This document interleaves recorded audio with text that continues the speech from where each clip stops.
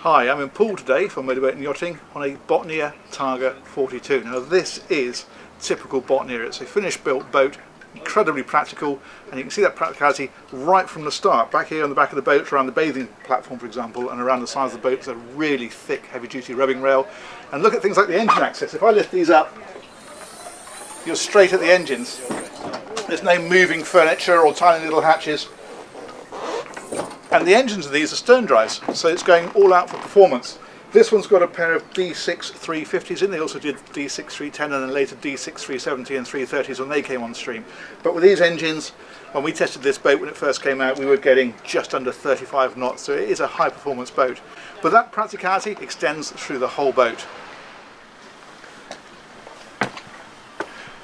So this is the Flybridge, and this is a perfect example of the practicality because there's no great big covers, no huge amount of cushions. All there is a little cover over the helm to keep that dry.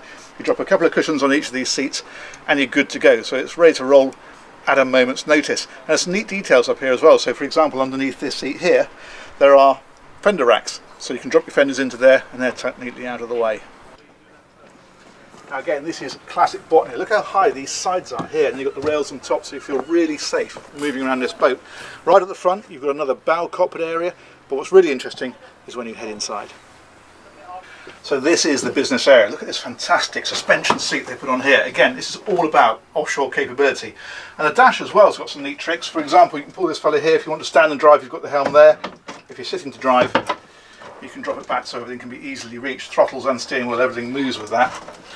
And then you've got plotted dead ahead of you, and all your instrumentation is arranged up at the top.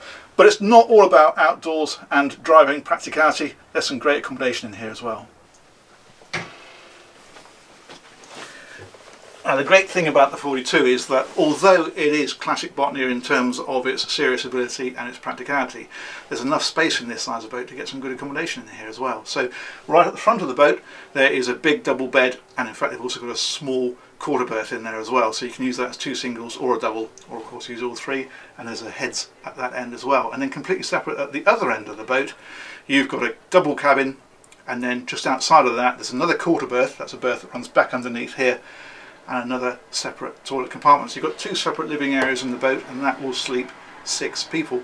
And then here in the centre we've got a galley over on the starboard side, and this great donut here, this pole is for a table that's up above me. This will slide down into place if you want to use it.